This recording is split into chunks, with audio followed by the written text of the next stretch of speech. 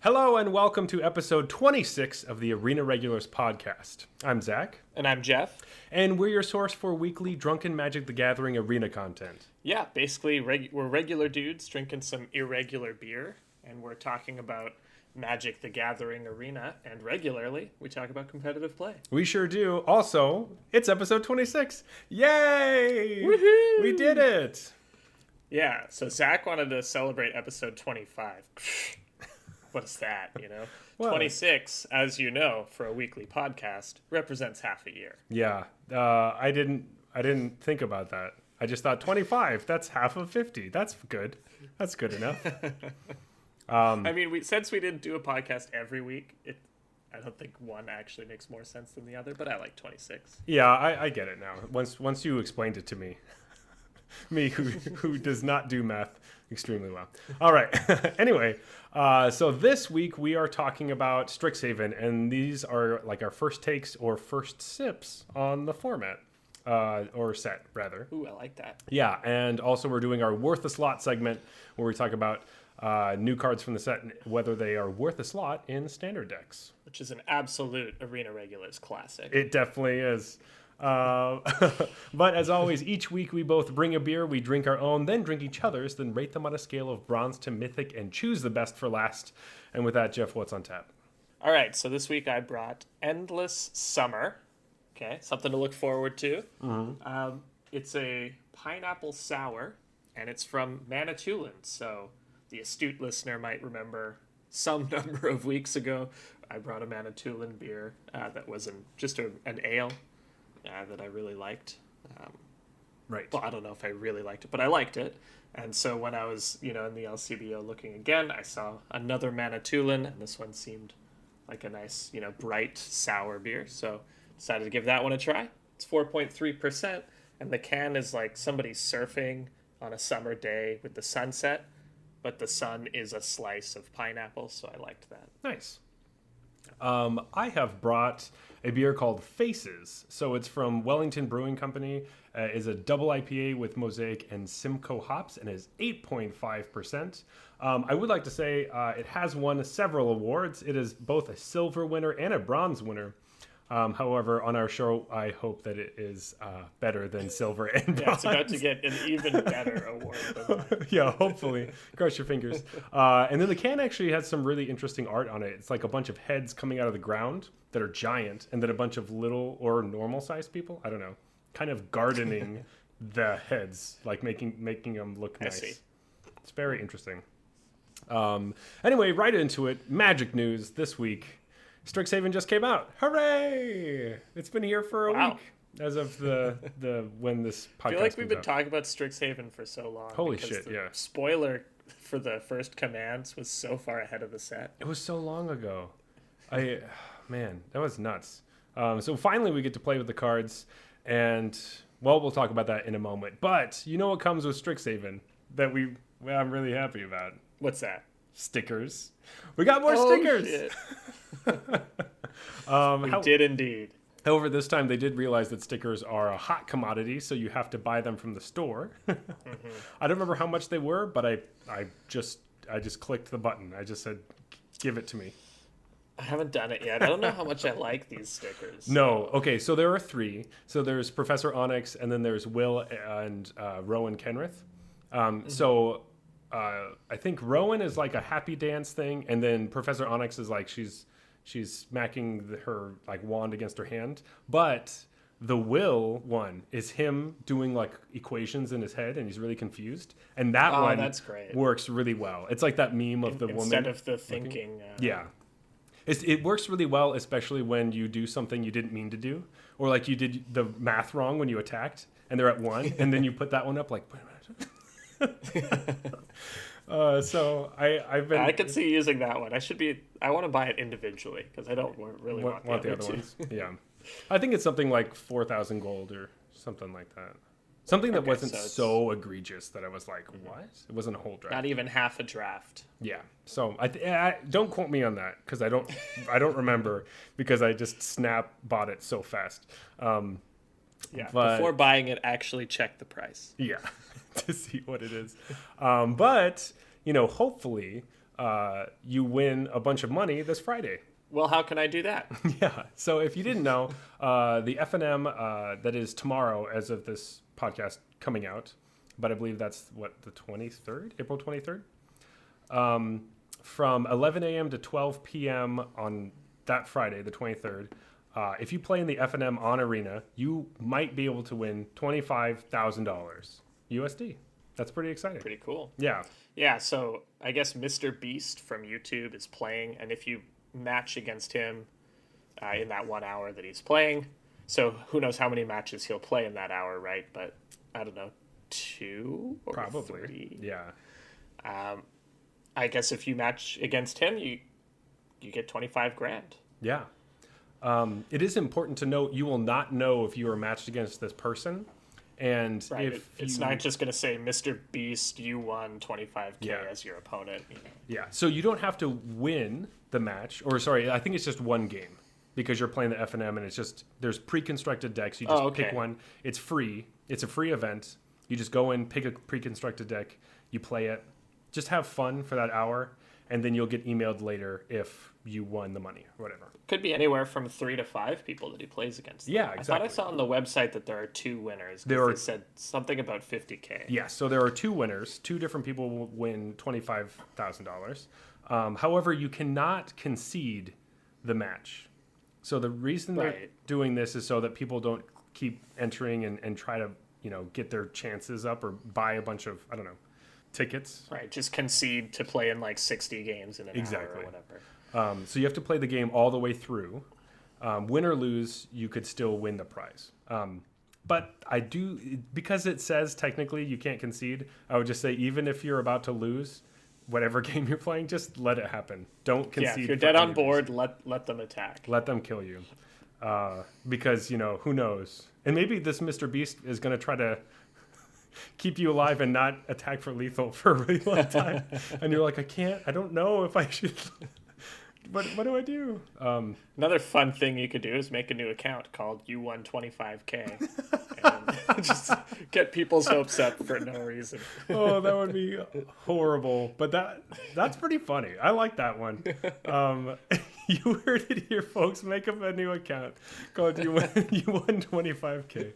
Oh, God. I'm going to get got by this now. Oh, it's so funny.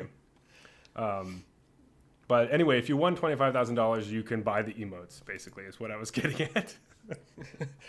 Next up, we would usually have the Grinds My Gears segment, which is usually Zach complaining about something that grinds his gears. But do you mind if I take the reins on this one? I really think you should for this one. Because I think we're aligned on this. What the hell is up with the new sideboard layout? I don't know. I hate this. I hate it so much. Every card, so if you haven't built a constructed deck since the Strixhaven update, let me inform you of the new layout. So, since the change to best of 1, you're only allowed 7 card sideboards in best of 1. To make things super convenient for you, now whenever you build a deck, the first 7 cards are shown in a separate area than the bottom 7. But here's the kicker, it doesn't group cards together anymore. So if I put in 3 duress, it'll say duress, duress, duress, and then another card. Now let's say I want to add a 4th duress after adding a bunch more cards. The 4th duress will appear way down. So it'll be like duress, duress, duress, shock, shock, shock, duress. What the hell is this? So I hate it because it's really frustrating, and I eventually figured out how to move things around. However, it's not that easy though. Like, it's not super easy. Snap is the way you think it should. You should just be able to drag and drop things a lot easier. Exactly. But so the reason they do this is because maybe you want 3 duresses in your best of 1 board and then an extra one for your other one. But if I'm building a deck that's traditional standard, why is that even an option for my sideboard? That's what got me. I was like, why is this happening? And then I realized, I'm standard. I can change the deck type to traditional standard. But that did nothing. It does nothing. It still shows the sideboard with the best of 1, 7 cards nonsense. I understand that they're like, you could have, this is your sideboard that will work. You can just use this deck for either best of 1 or best of 3. But it's just like, it's so irritating.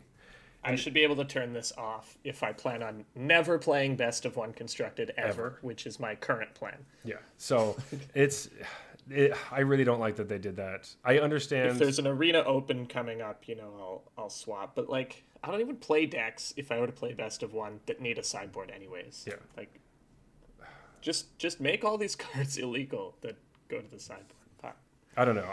I get that they want to have lessons in best of one, and I like that, and that's fine. And the 7-card best of ones, sure. But like, why don't you just, if you're building a sideboard specifically for a best of one to do that, you're gonna have to do just have that in the other section. Why?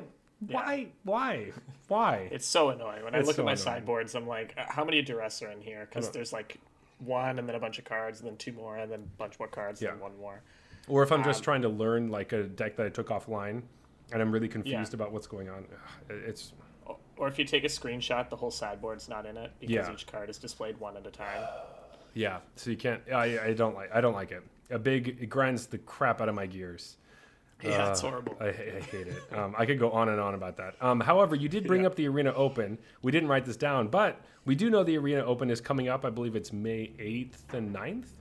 And it is... Yeah, it's the first or second weekend in May. And it is Strixhaven sealed, just like it was called Time Sealed before. So, in any case, you won't have to worry about best of one sideboards in the Arena Open. That's right. You'll be playing sealed. Also, because we had some technical difficulties last week, we didn't get to announce that the Strixhaven League Weekend #1 for our fantasy leagues will no longer count. No, it will 100% count. It's counting. We did all the counting. We just didn't get to go through it. We're not going to go through it today because it was a long time ago. It doesn't matter because they didn't have Strixhaven cards in. Whatever. It doesn't matter. What matters is that I won, and now we're tied overall. We're 3-3. There's 3 more events. I'm going to lock it up. I'm coming in. I thought we agreed that it didn't count, and I was just up 3-2. No, I think you just had a fever dream, and that's what you thought. Okay. Anyway, do you want to just get right into Strixhaven stuff? Let's do it. Yeah, it's basically what we've been doing this whole week. Strixhaven, first sips. How do you feel? What do you think? I like it. I think it's really cool. Still haven't gotten a total feel for everything, obviously. I've played a couple of drafts. I did one sealed where I played one game in it, and it's still sitting in my account. I'm just like not that into limited right now. Like I'm not in a limited kind of mindset. I just want to keep testing out stuff and constructed is what I keep coming back to. Okay. But it's not like I hated the limited or anything, but I just found like I was just kind of playing the games and I wasn't really like focused. I was just kind of going through the motions, and then I was like, I should play something else because I'm doing this because I feel like I have to build my collection and not because I want to. Yeah, I totally. But I hear good things about the format, and I've loved it. I'm like, I even told you just immediately. I like played my first sealed, and I looked at my pool, and I was like, "Damn, this pool is going to be an awesome Prismari deck." And I'm like putting it together, and I had a time warp, and I had the dragon, and I had all this. I was like, "Oh, this is going to be sweet." And then the more I looked at it, the more I was like, "Okay, well, I don't really have a lot of other cards. I think I'm going to have to add green." And I added green. I'm like, "Oh, this feels really clunky. I don't know." And then I was looking at my like white and black cards. I'm like, that deck looks a little bit faster and more linear and probably will win more. I slapped that deck together, and then I went 7-2. And I'm like, all right. Wow. So it's a bold move to leave the time warp on. I know. I was like, this is probably wrong, but I'm going to do it. And I left the time warp like by itself, and it ended up paying off. So I was happy with that. But since then, I've kind of been slowly getting worse and worse. Maybe by people getting better and better. I can't tell. If it's like, oh, I'm trying to draft different archetypes or whatever, and so I'm going down, or people just realize that burying books is really good, so they don't pass it to me anymore. And because for like my first couple of drafts, I'm like, okay, I'm gonna take 4 of these. Does nobody like this card? This card's great. And then it tends to happen. I remember with Call Time, I got all the pack mates in my first draft. I got like 4 or 5 pack mates. I even passed on one. And I got 2 of those 6/6s for 6 that gain a bunch of life when they enter the battlefield. And that didn't last long, like a matter of days before I wasn't getting those cards anymore. Yeah. So Yeah, those are the kinds of things where, immediately somebody on Twitter is like, hey, does nobody know this card's good? And then blows up. Everyone now picks it way too high, and so you play a different card. So you never see it again. Yeah. Because they're first picking it. And it's like, well, we meant it was like a 5th pick, but... You shouldn't, well, okay, whatever. You do you. But I think the Mystical Archive is a fucking home run slam dunk. Both of those. So it was hit... as a home run, and then somebody grabbed it and slam dunked the ball. That's what I feel about. Which, because there was a basketball basket right near where he... Yeah, well, because the home run was so long, it went to went outside the park. Outside the park to like a youth, I don't know, center or something. There's just like a, some street basketball going on, and somebody catches it and dunks it. Anyway, whatever. I really like it. Yeah, I think as far as like... with limited, you were saying that you weren't playing it that much, but like, as far as something that feels like it was just kind of injected into the set, this is probably my favorite that they've done. Where it is its own set of cards basically, but they all work pretty well with the set, and it's fun to like open. You're looking for 2 rares now, almost in every pack. Where you open something, you're like, okay, well, the Mystical Archive card could be like a bomb, even if my other one sucked. You're getting past awesome stuff. It just feels great. I really like it. Yeah, I don't know if I've played enough limited to get a feel for it, but I will tell you that I'm leaning towards hating it, because in one of my first games, my bomb rare got manatized, and I felt real bad. I hated that experience so much. Yeah. Well, it's funny. I was like, oh, he just has like a white open. I'm fine. What could he have? Defiant Strike? Nope, manatized. What the fuck? Yeah. Forgot that was in this set. That will happen. Also, remember, Divine Gambit is also in the set. And that card got me really bad because there's so many spells in this set. So I'm like, oh, my whole hand is like spells that make creatures. This is going to be dope. And then they exile my biggest thing. And I'm like, I can't play anything. I don't have a land. I have nothing to put on the battlefield. Oh, and I just give them the nice. I'm like, oh, shit, this sucks. That was a really good Divine Gambit. I was on the other side of that. I had Divine Gambit in my deck, and it was better than... Like, I like when they put the same card into new context. That is something I like, and the fact that this is such a spell-heavy set makes it better because, A, it's a spell to trigger your Magecraft and stuff, and B, it's less likely they'll have some big permanent to punish you with. Exactly. Because even a lot of the quote-unquote big permanents are spells that make big permanents. Yeah. And it won't work with Divine Gambit. Yeah, even if they have the biggest one, which is the one that makes the fractal that's as big as your library, which also turns out to be not great and limited, because usually by the time you cast it, your library, if you're playing that deck, you're drawing so many cards. It should still be like a 17-17, right? I remember playing it and being like, fuck, it's only 11-11, and it wasn't good enough. I still couldn't attack into like the big board that they had. I'm like, this sucks. That stupid 2/2 that gets a counter on Magecraft is like a 17. Yeah, you're like, oh man, fuck this. Anyway, I've just loved it so much. Because I was thinking... It's also hard as hell to cast, isn't it? Green, green, green, blue, blue, blue. It is, yeah. So every once in a while you're like, oh, I'm so close. I just need one more blue. But yeah, as far as like sets that are kind of injected into other ones, as far as like invocations go, or like the extra cards they added to Amonkhet Remastered, a lot of the times they felt a little like it was fun, but it also felt weird.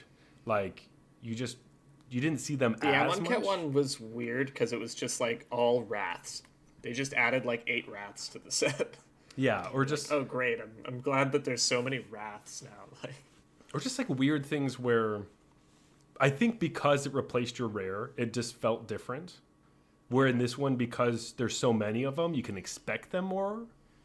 Like, more people are losing to Approach of the Second Sun in this format just because you're aware that it's like going to happen, and it just does. And that happened to me. I'm like, holy shit, I just lost to Approach to the Second Sun.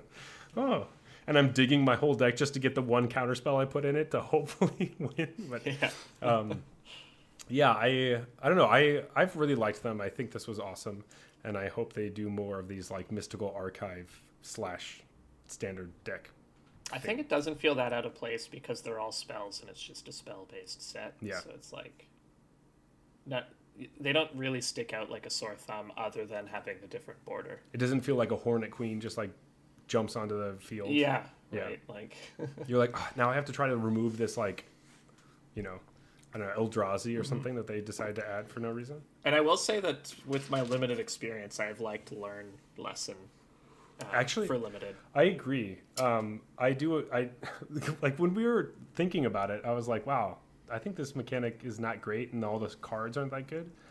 But the more you play, even like the stupid cram session, you gain 4 life and like basically draw a creature. You're like, oh, this is so annoying. It's like, okay, I have you dead, unless you gain 4 life and then play like a 3/2. I'm like, what the?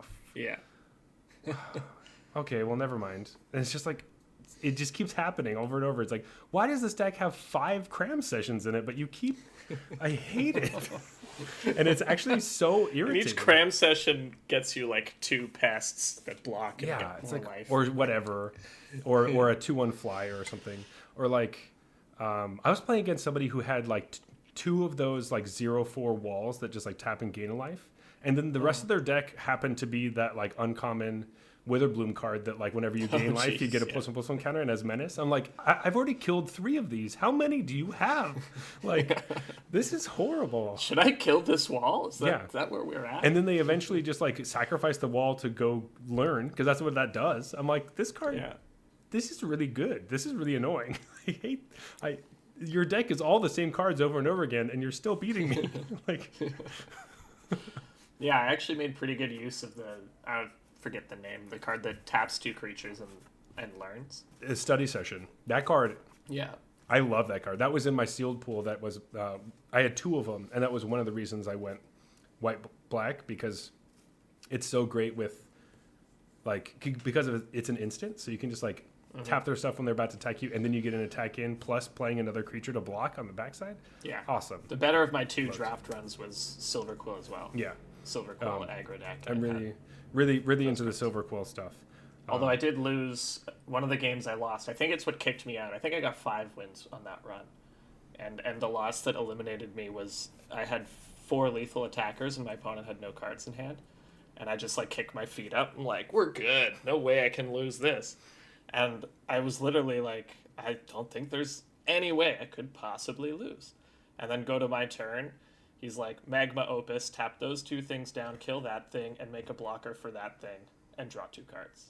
I was just like, what the fuck is this card? Yeah. Like, and seriously, that's what you drew off the top? Come on, man. Of course. But also, like, so that card is funny. Well, we might talk about that later, but like, oh man. 4 lethal attackers at no cards in hand. Yeah. And I lost. Anyway, I've been having so much fun with the set that I drafted it into the grounds, into my, what is it called when you just don't have any gems left because you drank too much and drafted every second you could possibly draft? And so then you had a couple like 1-3, 0-3 runs because your drafts were pretty bad. Oh, I don't know what that's called, but whatever that is, it happened because all I wanted to do when I opened up Arena was draft, and that reminds me of Zendikar Rising. Yeah, the passion for that format. Mm-hmm. So that's how I feel for Strixhaven, I think. Even though I still haven't read all the cards. There are a couple double face cards. I don't know what most of them do. There's only one of them that I will play, and I don't play the other one because I haven't read what it does. I'm just like, I don't know. It taps and does something. I don't know. I always play the other I'm side. happy enough with the first side. It's fine. It's like that blue. It's like a blue-red one that like one's a 3-mana 2/2 that taps and does something. But the 5-mana 4/4, that's the one I play. I'm like, this one's a lot better. It gets counters. It does stuff. It steals cards. It's great. So I'm like, I'll play that side. I don't care about the other one. It's not good. Which is, someone's going to probably play it, and the other side's really good. I just never bothered. It's like, holy crap, this That's side what is that unbeatable. does? I have no idea. I didn't even read it. Anyway, I've just been super happy. It's just been, it's always, the beginning of the set is always just like the best. So I've been having lots of fun. Yeah, I've been playing mostly Standard and Historic myself. Yeah. And I'm having a lot of fun with that too. So in Standard, I'm trying to make... I did a whole bunch of Witherbloom stuff. Of course you did. And, Jund, Abzan, straight Witherbloom. Let's try to do some Witherbloom. But then I remembered my old Teamer. At that point, it was a Song of Creation to Fairy Master of Time deck. And I've always loved that deck. And I just was thinking about all the new cards I got with like Prismari Command, with Magma Opus, with Eureka Moment, and Okay. which has replaced Song of Creation, because I realized that's mostly what Song does, is draw you a couple of cards and get you an extra land drop. So I just replaced it with a little more direct version. And then I jammed some Kasminas in there because I have Teferis, and I love you have 1 turn to kill my Teferi, or I'm going to ultimate. Yeah. Because Teferi comes in at 3 or 3, and it's like 5 to 7, and then on the next turn, on my turn, I'll go to 9, and then on your turn, I can use Kasmina's 8. Right. So to play Alrund's Epiphany or Magma Opus or whatever I deem best. I love that, and I'm trying a Rowan and Will in there too. So interesting. That's what I'm just having a ton of fun with right now. That sounds great. I am not brewing a ton, but I have been trying to play some random decks that I'm getting online or wherever I can find them. And there is one historic Blink deck that I've been playing quite a bit actually. Which Ephemerate styles. Yes, Ephemerate things with. That's where I'm playing Time Warp. I'm playing Time Warp in that deck. Nice. And Paolo, and that has been just a delight. I've liked it a lot. But of course, you know, white and blue are some of my favorite colors, and aggressive white and blue, or more aggressive, or at least you're like attacking at some point. You're not just like wrathing and playing control-y things. I like it. So Standard has felt like split 50-50. Half the people are trying out some new decks that I read about on like Star City Games or Channel Fireball. And then the other half of the people are like, I'm just sticking with Sultai Ultimatum, no changes. Or like Teamer Adventures, no new cards. Let's do this. And it's like pretty much down the middle. You could see the people who are excited for Strixhaven and the people who are excited to rank up against bad Strixhaven brews. Yeah. And Historic, on the other hand, is completely different. I have not run into Jund Sacrifice. I think I ran into Orzhov Auras, or I guess Silver Quill Auras. I haven't even run into that. I haven't even played that deck. That's how crazy this set is. I haven't played that deck.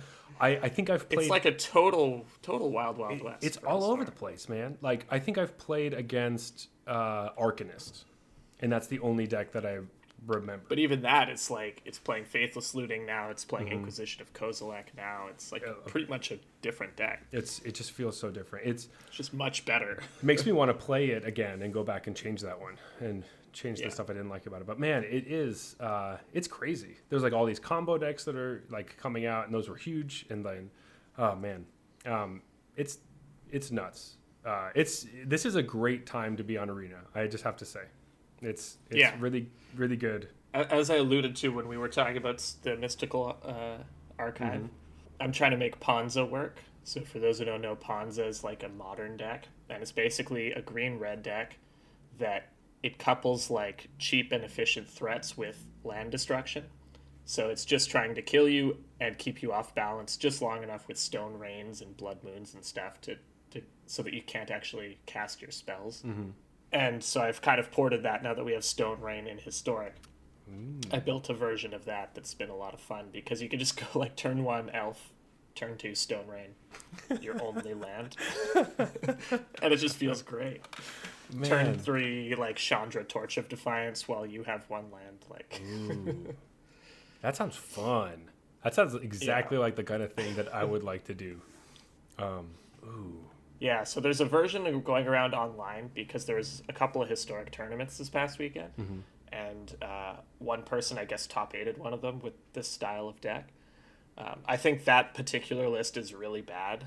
It's not at all the list that I came up with, because they're playing... Their list sucks, even though they top 8'd this event, but my list is a lot better. It does suck.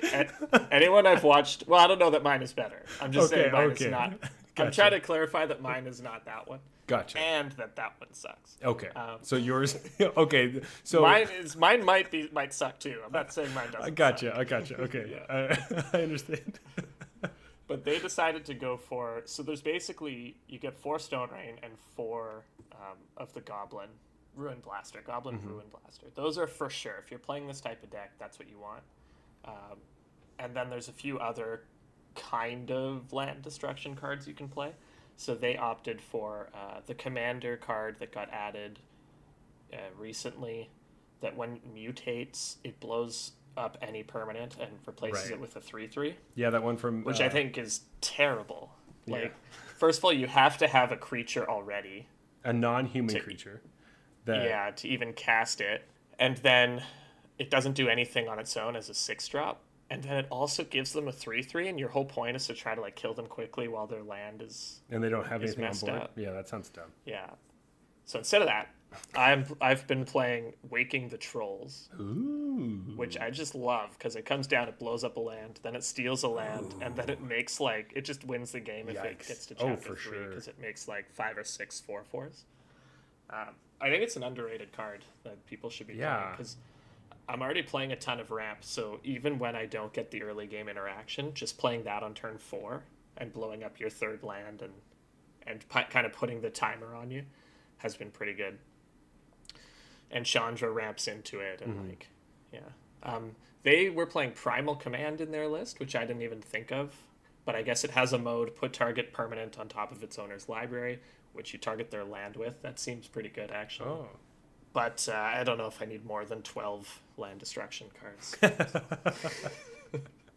12 has felt pretty good. That sounds Yeah, good. I just keep sending Zach screenshots of like me with 13 lands and my opponent with 1. Oh, that sounds so awesome. Although I played against a mono blue storm deck that was all artifact mana, and they didn't give a shit about my stone rains, and they easily beat me. Well, there always has to be, something that balances out. So at least that does it. They were like, "Oh no, you stone rained my land. Mox Amber, tap it. Mox Amber, play this. Like, get back my Mox Amber." It's cool. Whatever. I should have built a sideboard for this deck so that I could side in some artifact destruction. Yeah.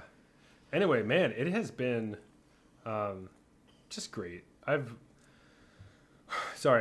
just am finishing this like 9%, 8.5% beer, so I'm like slowing down a little bit, but That's fair. yeah, kind of circling back to limited though. Is there anything with your limited experience with limited? Is there anything like inherently that you would just want to do in draft, or with this set? What's like a thing that you're just like, hey, this would be the dream. This would be in my wildest dreams. This would be what I'd want to do. Sorry, that's the Q Taylor Swift clip. Wildest dreams. We have Jeff sing that.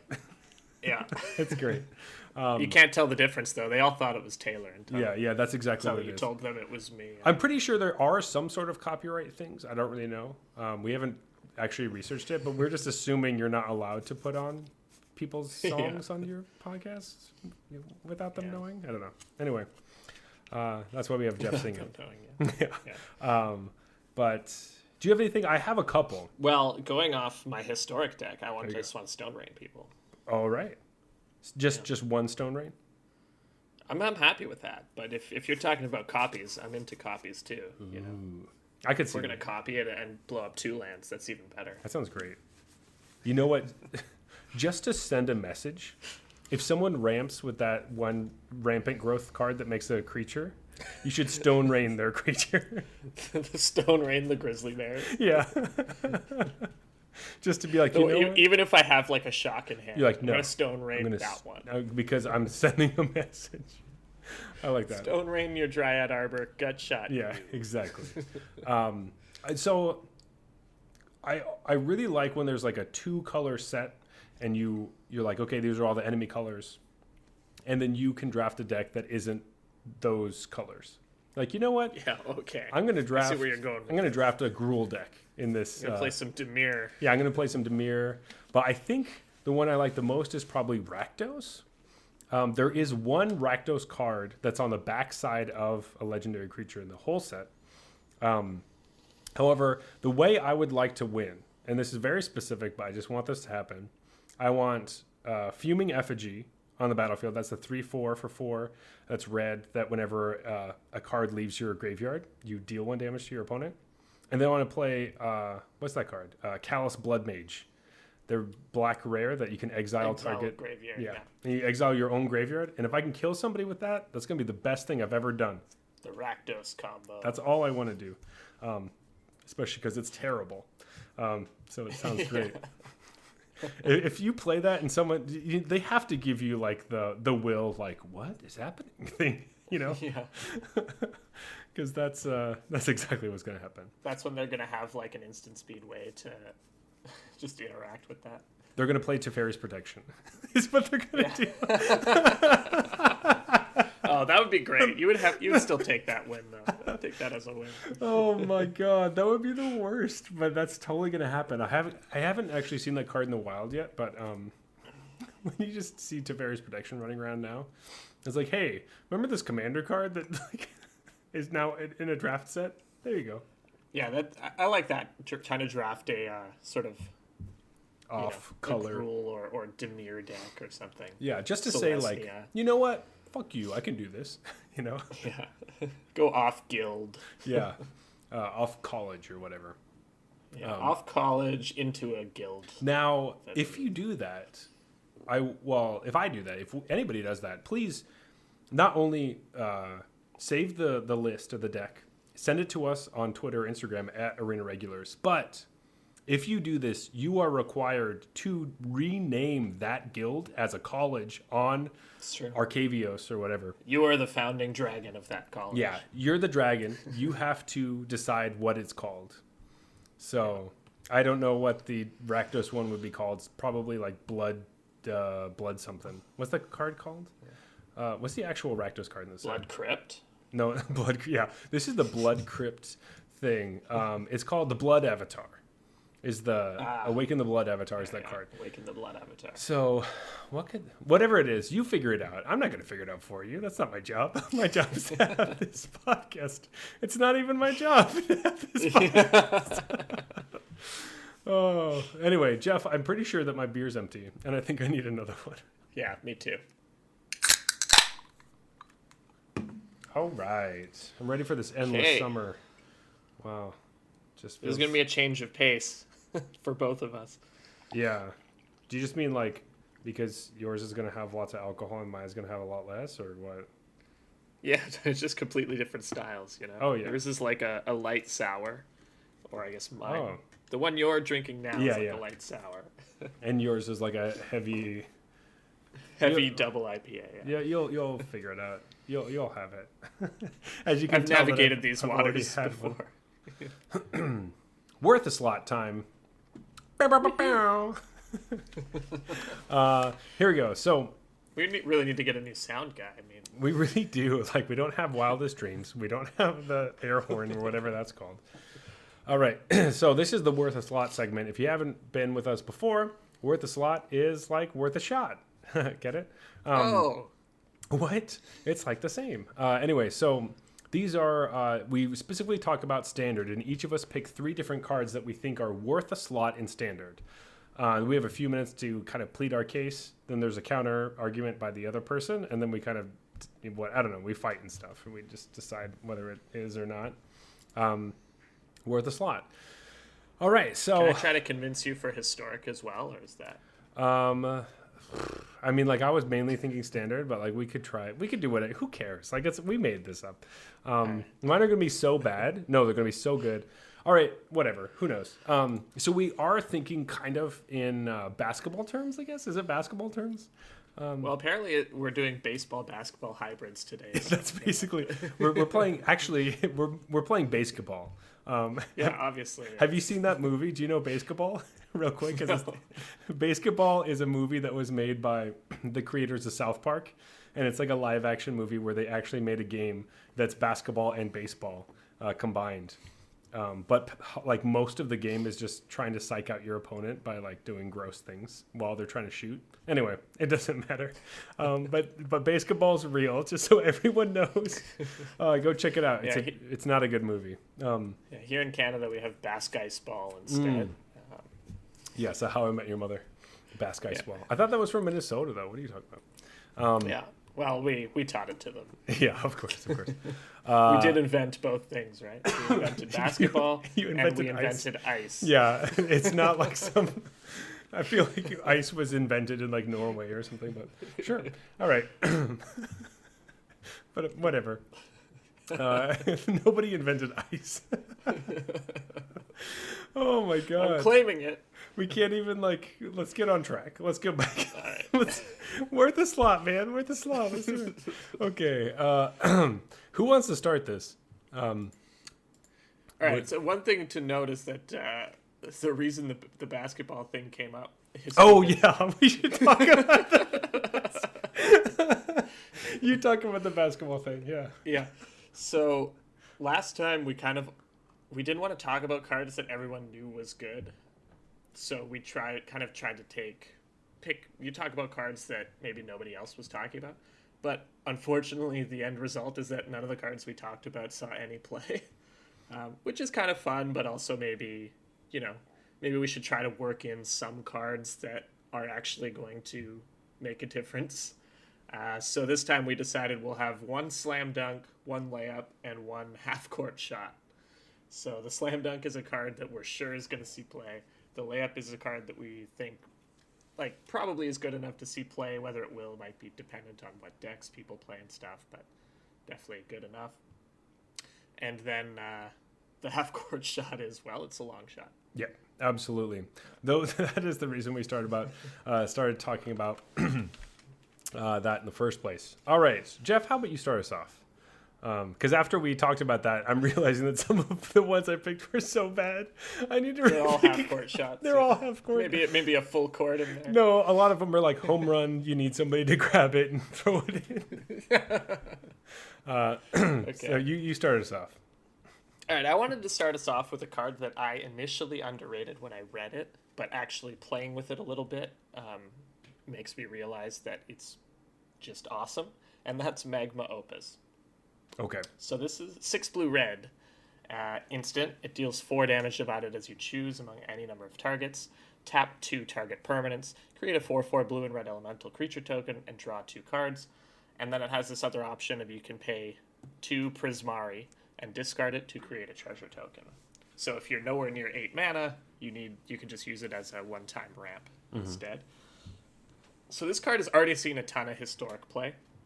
It's kind of like all the rage in historic because you discard it and then you turn 3, you play Mizzix Mastery to copy it, and you get this outrageously powerful effect on turn 3. And then you combine that with Torrential Gear Hulk, so in the late game you're just Gear Hulking these back, and since they have such an easy way to put them in your graveyard that also ramps you into the Gear Hulk, that's kind of like a blue-red based control decks. A lot of them are going Jeskai and stuff that are playing this card.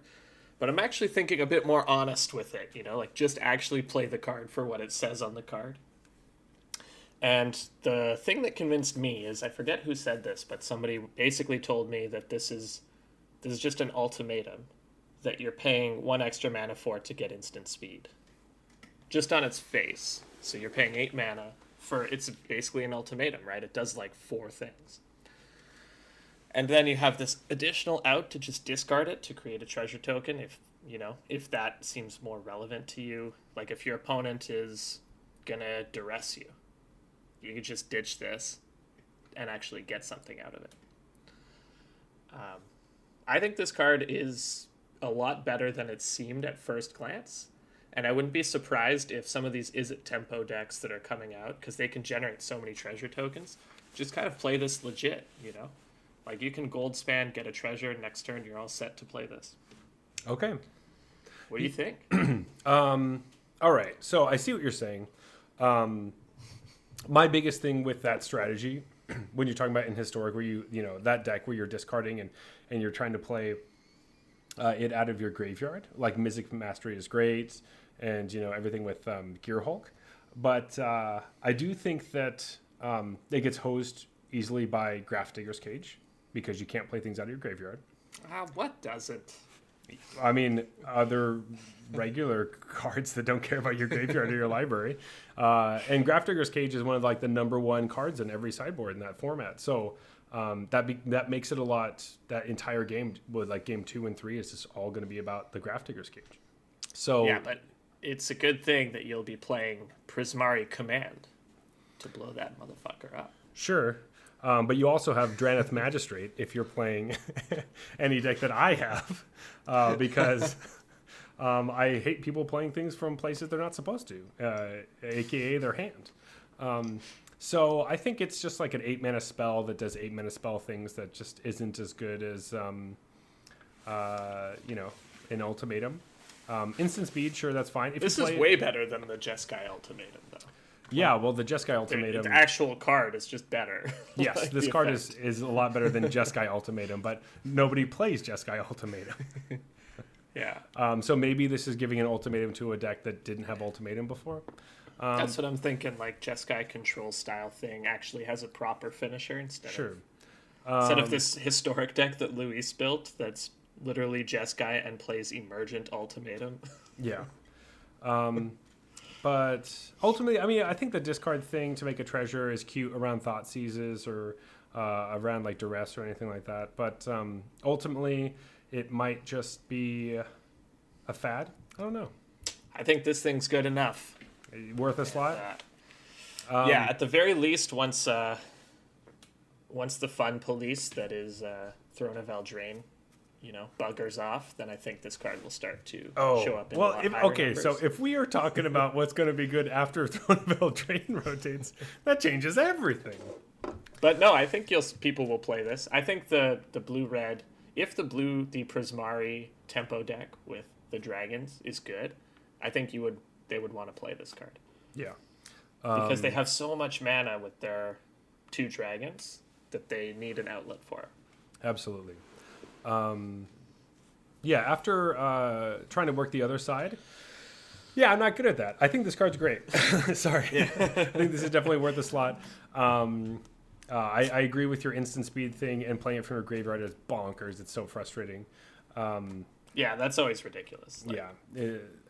Luckily, I usually am playing decks that like I am having, siding in everything that's against it because I'm playing white. So usually I feel pretty covered on that front, but for the most part, this deck's gonna this card will wreck. If you can play it early and late, it's still great. I was playing a game earlier today, and I was playing against this black kind of creature-based deck. I'm not totally sure. I think maybe Orzhov Humans. Yeah. Or Silver Quill Humans. Mm-hmm. Anyways, at one point they duress me, and I show them my hand of 2 cards, and it's Magma Opus and Alrund's Epiphany, and you could just feel them, you could feel their defeat, rolling in. I'm like, what? I'm gonna duress them to get rid of whatever big spell they're holding on to. I'm like, take your pick, and they took this. So hey, there you go. That's high praise. That's high praise. All right, so we're as far as the podcast goes, we're just gonna say that's worth a slot for sure. Big, huge. Good, because that was my slam dunk. So. Yeah. All right, so I'm gonna say this is a slam dunk. It's definitely gonna be played all over the place, and it's personally one of my favorites. This is Elite Spellbinder. It's 2 and a white for a 3/1 flying human cleric. When Elite Spellbinder enters the battlefield, look at the target opponent's hand. You may exile a non-land card from it for as long as that card remains exiled. Its owner may play it. A spell cast this way costs 2 more to cast. All right, so obviously this is Paolo Vitor Damaderosa's card. He's depicted on the art because he won Worlds. But I think this card is one of the things that these white decks in Standard really needed was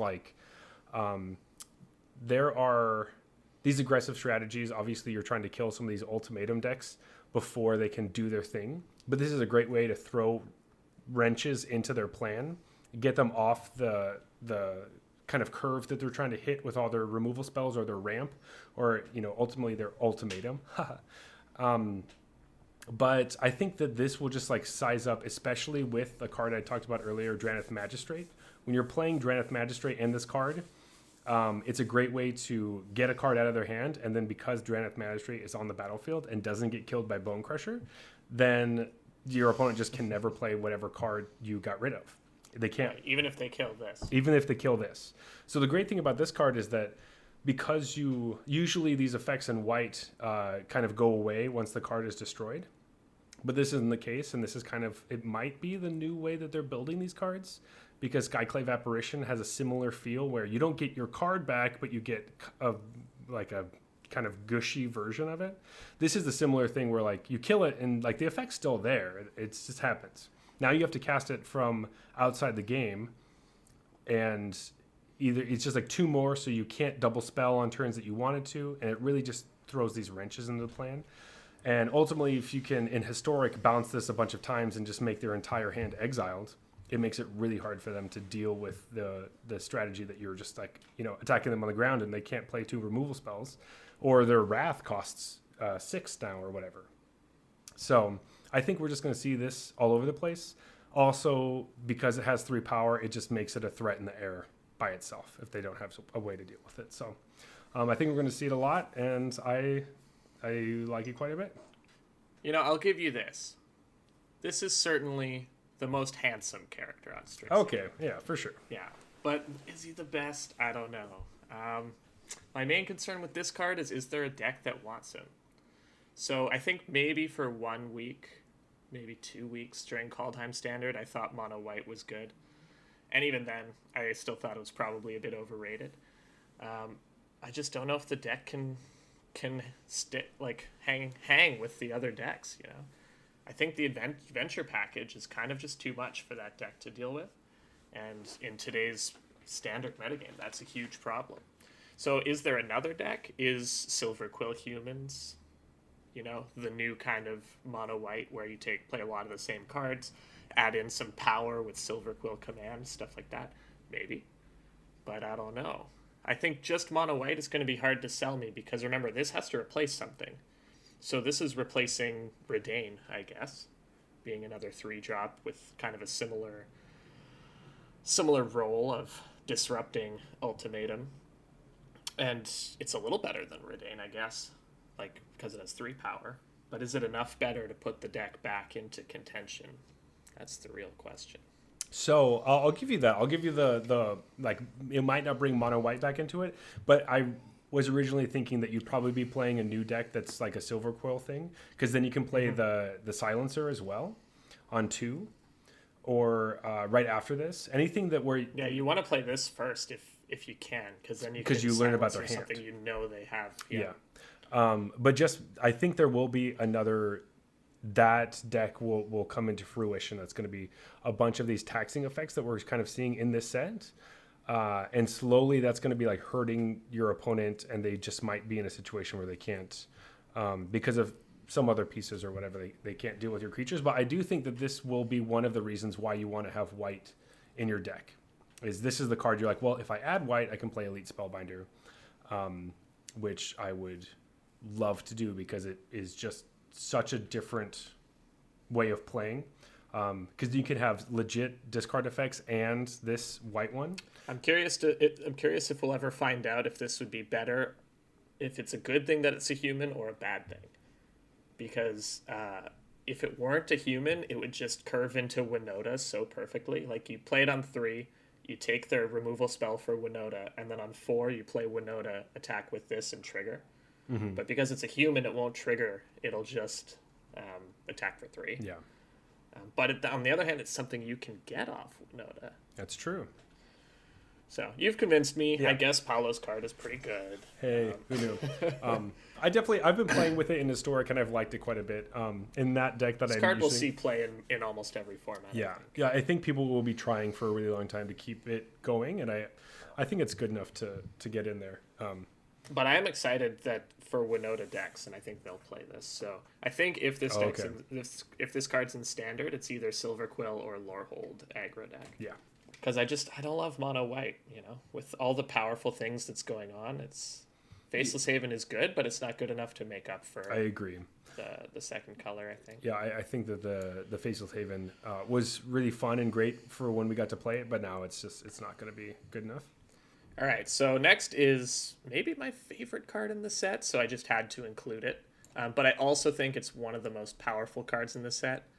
If you search your mind, I'm sure you know what it is, but I'll just tell you. Up next, I'm going to convince you on Plumb the Forbidden. 1 and a black, instant. As an additional cost to cast this spell, you may sacrifice 1 or more creatures. When you do, copy this spell. For each creature sacrificed this way, you draw a card and you lose 1 life. So I think at very first glance of this card, I was like, isn't this bad Village Rites? Because it's 1 and a black, sack a creature, draw 2, lose 2. and that is a mode that you can opt for. You can play it as Village Rites that costs 1 more mana and that you lose 2 life for. But that's not where this card really shines. Where this card shines is when you're flooding the board and you just sack everything and you get a dozen Magecraft triggers, you draw a dozen cards. Hopefully you're sacking pests to kind of offset the life loss. And I gotta say, I've played a lot of Witherbloom decks, and they always seem to come down to, do I have Plumb the Forbidden or not? If I don't, it's very hard to win. And if I do, it's usually pretty easy to win. Because, it just does everything.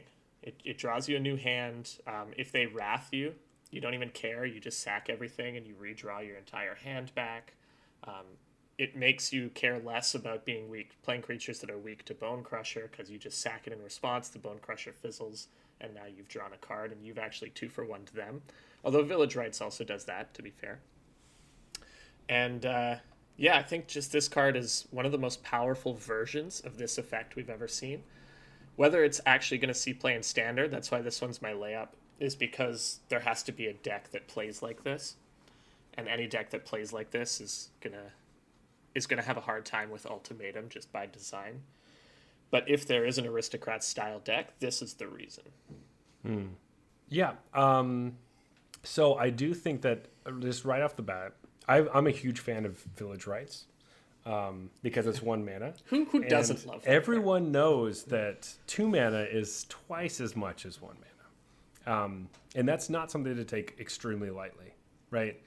So it's actually a little more than twice as much when you're talking mana, just because it's harder to hit it's more than twice as hard to, each land you play is worth more than the previous one. Sure, totally. Thank you. Yeah. Okay. So it's not explain that well. It's a little bit more. It's a little bit more than twice as expensive as Village Rites. And Village Rites only requires 1 creature to get 2 cards. Doesn't lose you any life. This makes you lose life, and you have to sacrifice creatures for each of the modes. I think it seems fine, and I do think that it's great in certain situations, but not as great in others. And almost every time I'm just going to want a Village Rites in my deck, because I don't feel like I'm going to run into all the situations where I'm like, sick. If I draw this, I can refill my hand. I'm like, well, all I really need is 2 cards. I'll get there. So I just don't know if this card is going to be find a home, like you were saying.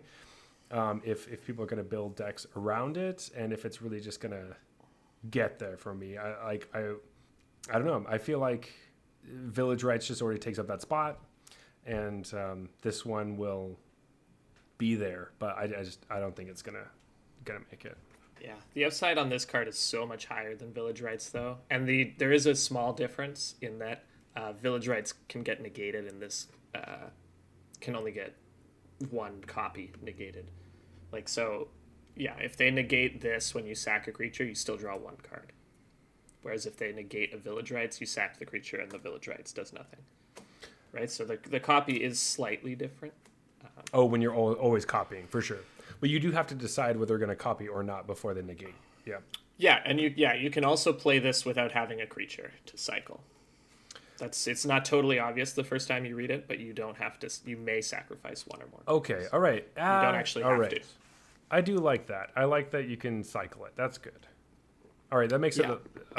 Okay, I like that a lot better then, because that makes the magical Christmas land of sacrificing all your creatures as they wrath you super upside. But also, if it's the only card you drew that turn and you have 7 mana, you can cycle it, try to get something to play for 5. Okay, all right, I like it a little bit more now. But yeah, in the decks I'm playing, this is the card I always want to draw, and if I draw it, I pretty much win, because it just generates so many triggers. But yeah, I think the main problem is Ultimatum, as always. You want to play a synergy-based mid-range deck that, doesn't kill you immediately, then you're just going to have a hard time with Ultimatum. It's what drove Rakdos out of the format, right? Yeah. And these decks are similar to those Rakdos decks in that they're sacrifice-based and whatnot. Yeah, you're not the decks that can beat Ultimatum just play creatures and creatures and creatures and kill them faster than they can play their cards. Yep. But I've both won because of this card and lost to this card when it was the only card that could beat me. So I know it's powerful, and I'm gonna be optimistic and say that someone else is gonna beat the big bad wolf of Sultimatum down to like 10-ish% of the metagame, and then decks like this will be able to actually thrive because these eat creature decks alive. Yeah. These decks that are just a bunch of pests and sack them for value and gain life and stuff. They have no issues beating mono white aggro, or mono red aggro. It's very easy. So I think that's debating aside, I do think it's a pretty good card, and I would like to see a deck that utilizes it. I just don't know if I have full confidence in it, but I like it. You can have full confidence that I will be playing decks that utilize absolutely. it. I didn't even mention the combo with Sedgemoor Witch, by the way, but Sedgemoor Witch has Magecraft that replaces... You actually get one extra pest. So if you sack 5 creatures, you get 6 pests. Right. So. Which sounds awesome, because who doesn't want to do that, right? This next card I'm going to talk about. This is kind of my layup, but it's not really a layup. It's more like... It's more like a field shot. I don't know if it's even that. I love how, by the way, just to interject, I love how our layups are like 50-50s. Mm-hmm. But then I'm like, that probably is about how often I hit layups. So. Yeah. There have been many times when I try to do the roll off the fingers. And I try to go fancy like they do in the NBA. And it just looks embarrassing. So I don't know. I don't even know if I would label this as... Most of mine are long shots, so this next one is just going to be a long shot. But I will be talking about... It's a finger roll layup. Yeah, we'll see. But I think that Draconic Intervention, which is 2 red for sorcery, and as an additional cost to cast a spell, you have to exile an instant or sorcery card from your graveyard. And then this spell deals X damage to each non-dragon creature, where X is the exiled card's mana value. And if a creature is dealt damage this way, it gets exiled instead, and then you exile Draconic Intervention after it resolves. All right, that's a lot to say for a one-sided wrath, essentially. Sorry, I wasn't listening. What was it? Yeah, so basically it is a one-sided wrath, and that's the reason you want to play it. So this kind of fits into that Prismari Dragons deck that you were talking about earlier with Magma Opus, where you have an Opus early, dump that in the graveyard, get a treasure. Oh shit, I'm playing some aggressive deck. I'm playing something that has a bunch of creatures or whatever is attacking me. You play this, exile the Magma Opus. You could have your Galazeth on the battlefield, or your Goldspan Dragon, or might I even say a Gadrak? No, I wouldn't have that on the battlefield. I would probably have that on the battlefield. But anyway... any of these creatures, anytime you can wipe your opponent's board but not your own is money. That's great. And so anytime I can see a one-sided board wipe, I'm like, how do we abuse this card? And I'm pretty sure we can. This does seem like the deck where you have like tons of treasures, lots of counters, and you're just using this card to wipe all the little/big creatures out of your way. So you can play, what's it called? Crush the Weak for all the teeny tiny ones. But if you're playing like adventure creatures, Lovestruck Beast, so frustrating. I have the Bone Crusher Giant, so close, I can't beat it. If I target it, well, who cares, right? I already discarded one of my sweet Prismari cards to get a treasure earlier. That card's in the graveyard. Magma Opus. Yeah, I can play Draconic Intervention. Now I'm going to deal 8 to everything except for my creatures. Money. Then you attack in. Flag boom. wins. Yeah. Suck it. You're like, you know what, Lovestruck Beast? I don't love you anymore. That's what's going to go on. I think this card will be possibly abused. I think there is a deck for it, and I will be trying hard to get it in there and just work it up. It is frustrating that it does exile itself. So you can't play this card and then play another one to get wipe 4. Basically, 4 is a pretty good number. That felt a bit unnecessary. It does feel unnecessary. So that does give me a damper on it, and that's why it's like, there's so many hoops I have to jump think through. this card would be broken without that last line. I agree. Like, it wouldn't even kill Lovestruck Beast, right? And that's like one of the biggest problems. Who wants to kill? Well, I mean, it stops it from attacking, though. Hey. That's true. It does stop it from Unless attacking. they just play another 1/1 on their turn. Yeah. What are the odds of that? That never happens, right? They don't do that. They don't have 8 cards that make 1/1s. They don't just have another Lovestruck Beast. Yeah. Makes a 1/1 and another 5/5. Or even they're just like Alrund's Epiphany that makes 1/1s in the air.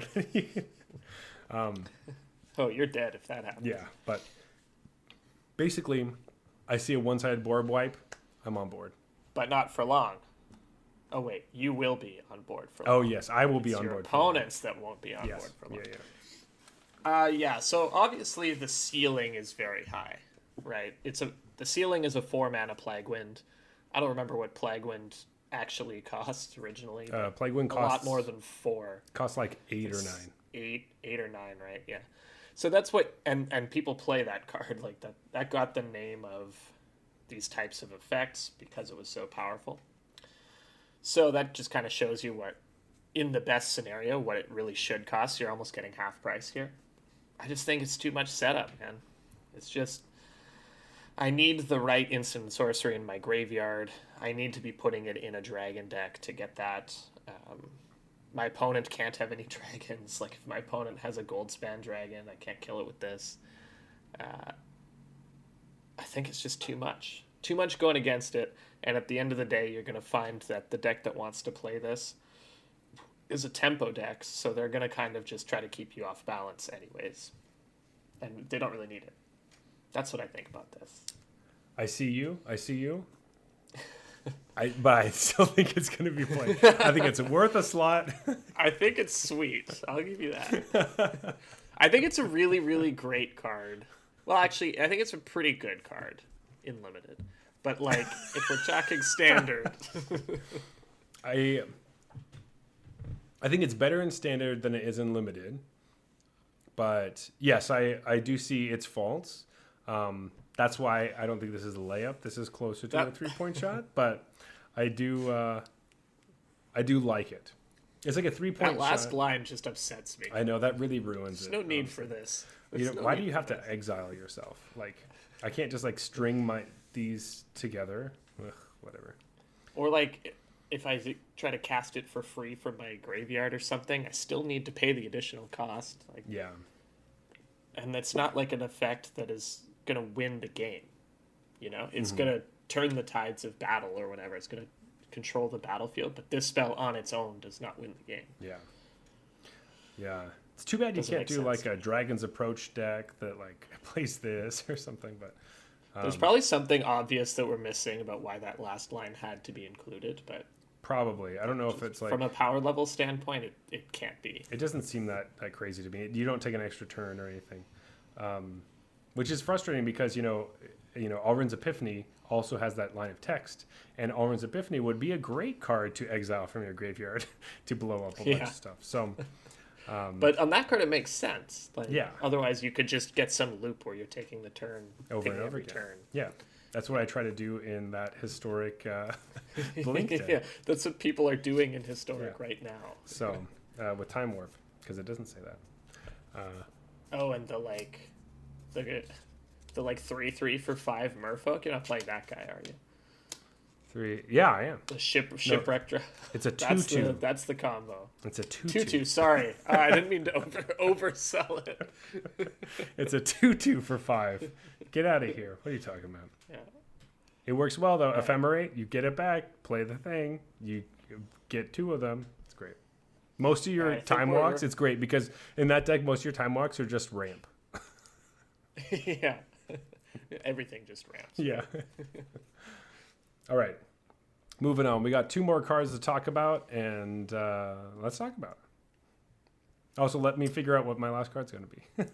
Okay. Yeah, I think on the layups we kind of landed. It'd be sweet if these made it. Yeah. Are these next ones going to be like, I hope this makes it? Oh, yeah, for sure. Okay. I mean, mine's a mythic rare, but I still think it's a long shot. Cool. But it's a card that I love. You will not be surprised, I think, when I start explaining it. I'm ready for it. All right. So I've selected Mila, Crafty Companion. 1 white for a fox that does stuff. I don't know, when something attacks a planeswalker or whatever, protects your permanents. Not really interested in that. What I'm interested in is Luca, Wayward Bonder. So when I'm talking about this card, I don't mean this was slapped into a red-white aggro deck for the 2/3 Fox, and sometimes the Planeswalker is nice to have if you flood out. I think that might actually happen. Like, that's conceivable to me. I'm talking a deck that is playing this card for Luca. Okay. All right, so what does Luca Wayward Bonder do? He's 4 red for a 5 loyalty legendary Planeswalker Luca. +1, you may discard a card if you do draw a card. If a creature card was discarded this way, draw 2 cards instead. -2, return target creature card from your graveyard to the battlefield. It gains haste, exile it at the beginning of your next upkeep. And -7, you get an emblem with whenever a creature enters the battlefield under your control, it deals damage equal to its power to any target. Now, as everyone listening knows, I just love Reanimator cards. And I love cards that do both. Okay, so this one, the +1, lets you discard a big creature. And hey, you even get to draw 2 cards for your trouble from that. And then the -2 reanimates that creature that you just discarded. Of course, you don't have to do the whole discarding thing. The problem with the Saga one from Kaldheim was that you had to go through the steps. If you already had the big creature, you couldn't jump right to reanimating it. This one you can. You just play Luca, you reanimate it right away. And I got to imagine there's something awesome you can reanimate. I'm thinking historic. What if we're playing a Vannifar combo deck in the Teamer colors? That's in our graveyard. We get Luca going, it gives it haste, and we just got our Vannifar combo right away. All right. Or I'm thinking in standard, cards I like are some of the dragons. The Lorehold Dragon is obviously sweet to give haste to, to cheat out in any way.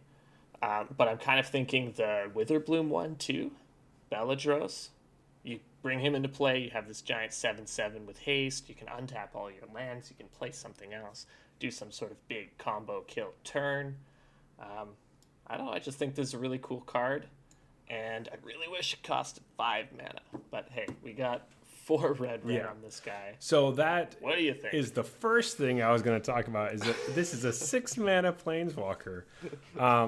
And those are not generally ones that I like. I do like that it comes down and it can immediately bring a creature back. However, that creature can't protect it.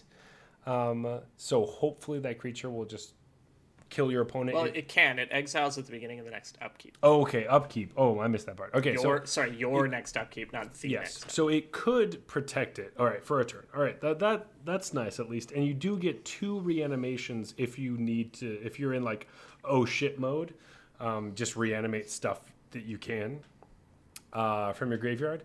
But like you were saying, I do like that it does the discard, so you get to discard the big one and then bring it back. Like that's all well designed, but as far as 6 goes, I don't love 6 mana Planeswalkers.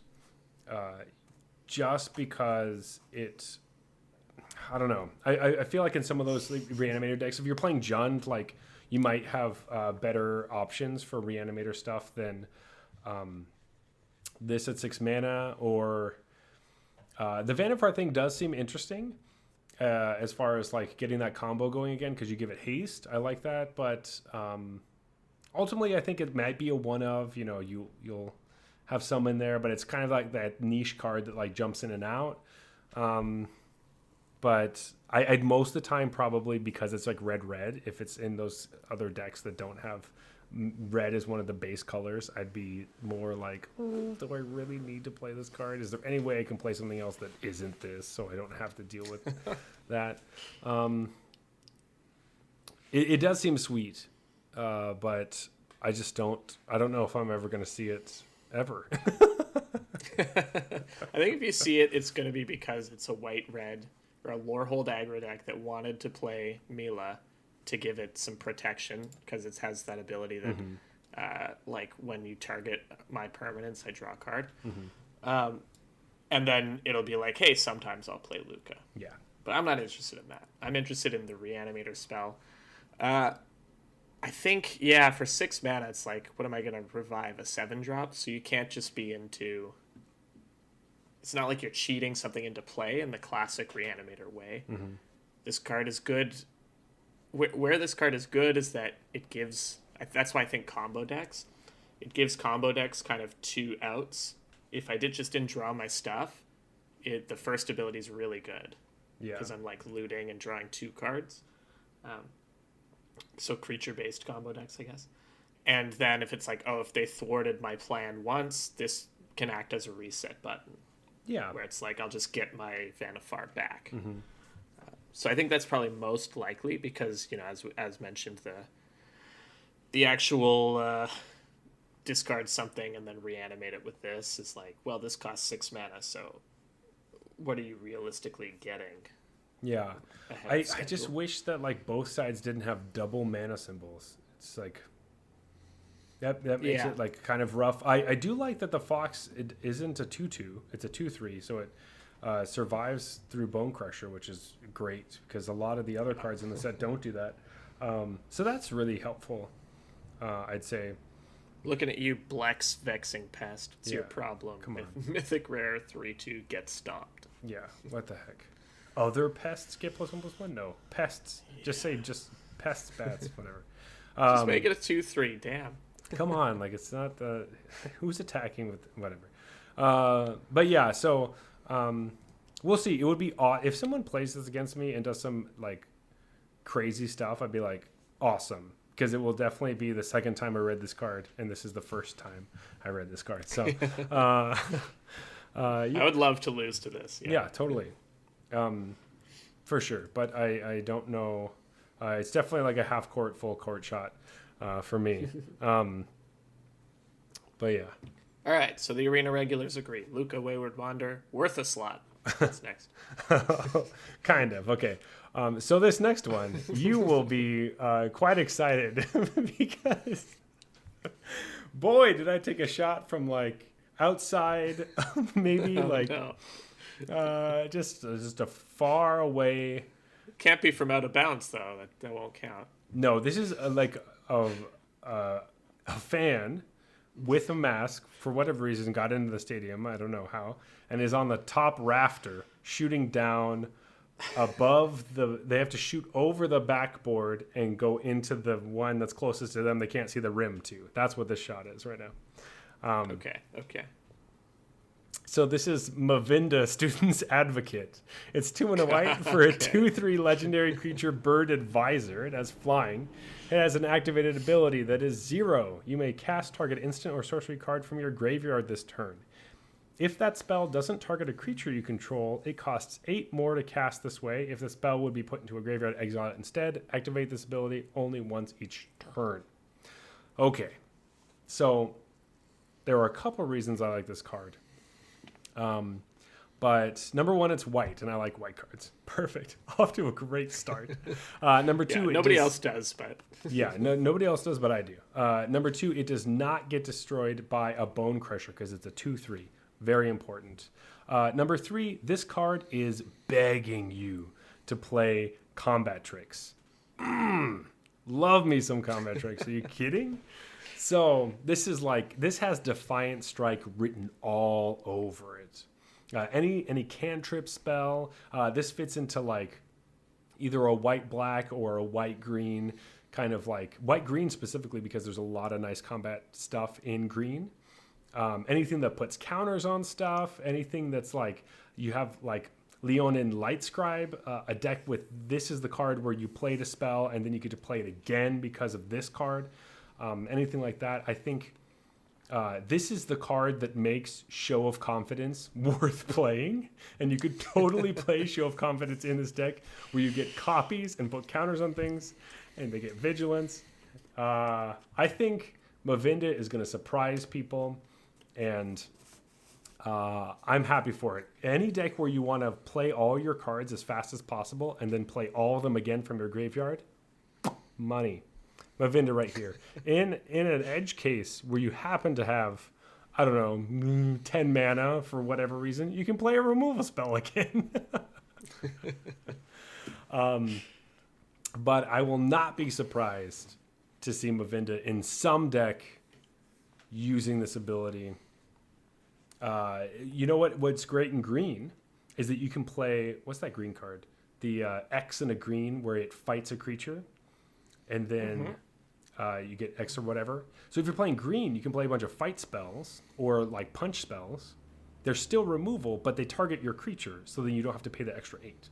But can you pay? You can't pay X though. You would just have to use it as a regular fight. You may cast that card for no, because you can cast. X isn't like an additional cost. No, it's just part of the mana cost. So you have to pay for the cards with this thing. Yeah, you have to pay for the cards. So you do have to pay. So most of the time you're going to have 1 or 2s. That's what you're looking for. You're not looking for 3 or higher. That's why I said Defiant Strike, because you get to draw a card and do +1/+0. But I don't know. I don't typically play 2/3 flying for 3 with no abilities in standard. So this really sure. This has an ability. It's great. What? You get to play cards again. But like functionally, you know what I mean? Like functionally, you get to play it. Functionally, isn't that flavor text there? I think that's flavor text. No. At the bottom it says you may pay additional costs and timing rules apply. But you can. It does activate for 0. You can do that every turn, even if you don't play. Oh, okay. I just thought that whole block was flavor text. You know. Yeah, this is asking a lot. No.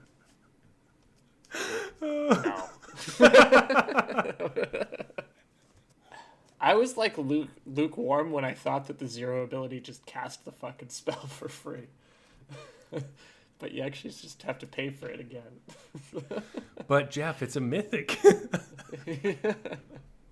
I don't know. Maybe in like this could be your Feather number 5 in Historic. If Feather was a deck that didn't suck. I'm wondering if this is a card that can fit into like a Leonin Lightscribe deck, or like the Lumimancer. Yeah, clever. I mean, to be like real, the reason cards like this are such a long shot is because it's so hard to find that perfect balance of playing creatures and pump spells in Constructed. This card, in order to be good, requires your deck to have a lot of combat tricks, like you said, or pump spells. But then pump spells are terrible if you have no creatures. So you really need to thread that needle of, I need a lot of pump spells to make this good, but I need a lot of creatures to make my pump spells good. And then what happens is you draw all your creatures and no pump spells, and then you're playing a 2/3 flying for 3. Or you draw all your pump spells and no creatures, which is even worse. That's like the disaster scenario. No, because then you can lose faster. When you start pumping your opponent's creature with Defiant Strike to draw a card, you know. That's a great. That's like pro level play right there, where you like. If there's something here, it's like a new take on the Naya Fury deck, where you're trying to win with Goldspan Dragon, and this lets you access your Fury cards from the bin or whatever, right? Yeah, you can pump. You can double your creature's power twice. There you go, and that's a lot of doubling. That's all you've ever wanted to do, right? Because a 1/1 becomes a 2/2 becomes. That's like 4 times as much power. It becomes a 4/1. It's really exciting. Yeah, so that's the shell I could see it in. But I don't know. I think they have better stuff to do than this. Anyway, yeah, okay. So that one was definitely like what I said behind the board. Where this, I definitely want to play this card. Because one of my I really hope this card like dominates standard and makes me look dumb. Because one of my favorite cards is always like a 1-mana +1/+1 hexproof card. I love those. Ugh. Like a snakeskin. Slippery, whatever. you slippery bogo. Yeah, it's so good. But anyway, those. So I'm assuming that we're both kind of saying that that's not really worth a slot, but tried. Yeah. I tried. I really tried. But anyway, those are the cards that we will revisit maybe at some point and be like, hey, remember when our slam dunks were worth a slot. Our long shots were not, and then the other ones, I think we're split on them. We might be split on those ones. But yeah, anyway, that is what we think about those cards. I hope you had fun with whatever we did, because we had fun. But I'm not happy because my glass is empty as usual, way before it's supposed to. We need to rectify that. Yes, and so I'm ready for a last call actually. Oh wait, Jeff. Wait, Yeah. sorry. Ding, ding, ding, yeah, ding, ding. there you go. Did you hear it? It's last call. Yeah. All right. 3, 2, 1. All right. Okay. Here we go. Let's crack these. We're in line. It's always interesting when that happens. It is. So we both picked my beer, the Faces Double IPA from Wellington. 8.5%. Yeah, definitely tastes like it. Though I want to have another sip of this before I start talking about anything. Yes, that's wise. Because well, not just because I want to drink it, but also just because I want to remember. Yeah, I better do that too. Yeah, for sure. Just to taste it up. All right. Okay. Yeah, right. So I'm just gonna go first. We never do it the same way. Oh, okay. All right. Before we get too ahead of ourselves, as always, if you're an avid listener, you know we do that often. All right. So we rate beer every week, and we do it in a scale of bronze to mythic, which is of course the tiers in Arena. So this as we always say, has nothing to do with if you are in these tiers or not and what these tiers mean. This is just a way of ranking things. I don't think that bronze players are the worst. However, a bronze ranking for a beer means it's trash. It means it's the worst. You don't even want to finish it. It's just so bad. Silver is macro brews, and they're basically just not really a lot going on in a beer. Just like, oh, okay. Gold is fine. You just, you don't really think about it, but you'll definitely drink it, and it's, it's kind of okay. Platinum is, oh, this is solid. I'm going to drink this again. Diamond is, this is exceptional, and I will recommend it to someone. And Mythic is absolutely the best beer. You will recommend it to a stranger on the street or someone in a store or random listeners at home. So that's how we rate things.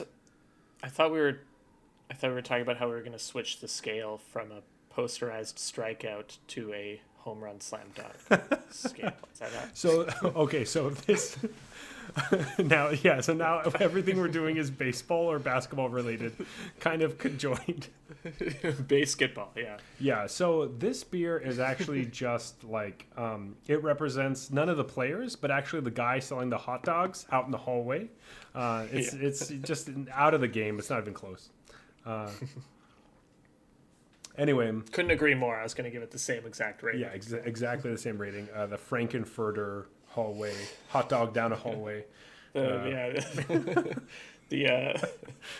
ballpark mustard rating. Yeah, you're right. Yeah. Definitely. It's a foot long. No, that's a sad thing, not a good thing. Anyway, aside from that, of us just like changing everything up, these beers, ultimately, I'm going to say, not that happy with them. It was a really close tie. It was close. It was close tie for me as well. But yeah, not in a really exciting close tie. Yeah, it was a close tie of like, oh, which one do we have to pick after this? No, it's funny. I wasn't that down on it, but okay, all right. Well, it's funny because when I first cracked this one, I was like, I tasted it and I was like, okay. I had literally just said that I didn't think it was silver or bronze, and I was like, all right. Well, it's definitely not those, but I'm not going to pick this one. And then I had the other one. I was like, all right, I think I'm going to pick the other one. I just was I just had such high hopes for this Wellington one I brought. And I liked it better than the other one. But it might have been because this one took over my entire mouth. And I couldn't taste the other one very well. I think both are fine. Mm-hmm. I don't even want to talk about it. Yeah, gold. Yeah.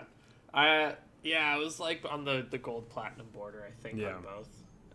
I was going to give this one platinum, the other one gold. I think I'm just going to give them both gold. I'm just like... All right. I can live with that. I'm not outraged. Yeah. This is just a fine double IPA. It's not exceptional, but it's not terrible. I thought it was going to be great because like the other Wellington beers that we've had, we had their... What do we have? Fuck, I can't remember now. We had one of their beers. It was great.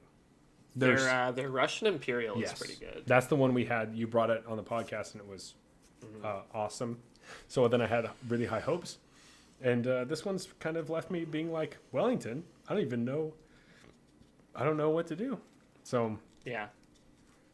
yeah. Yeah, the other one I had this weird experience with where I couldn't decide if I felt like it was too pineapple-y or not pineapple-y enough. I agree. I like took the first smell, and I was like, whoa, that's a lot of pineapple. And then I took a sip, and I was like, is there pineapple in this? And then as I was drinking it, I couldn't figure out if it was too fruity or not. Yeah.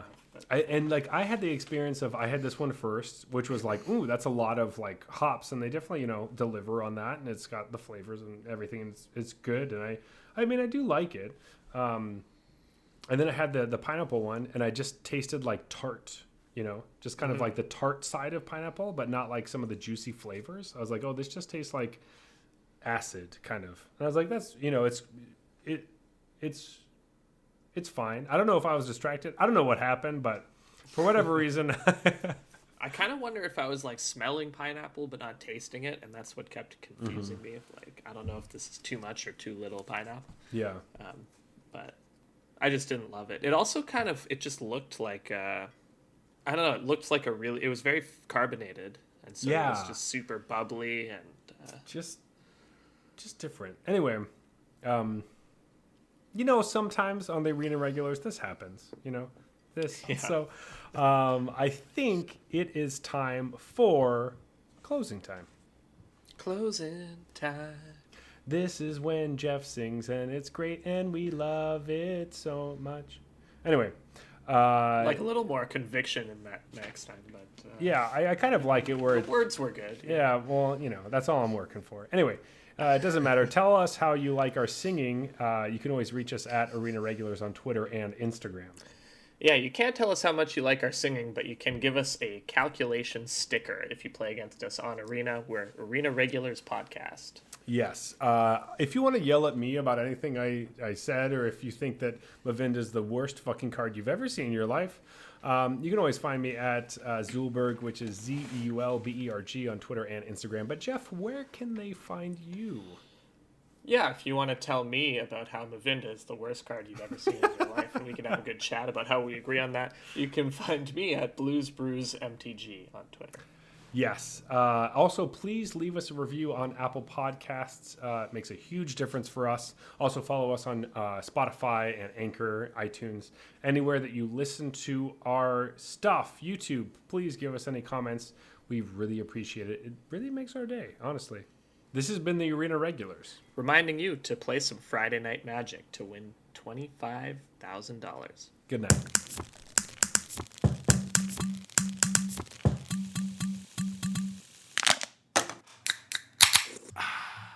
All right, that's fine.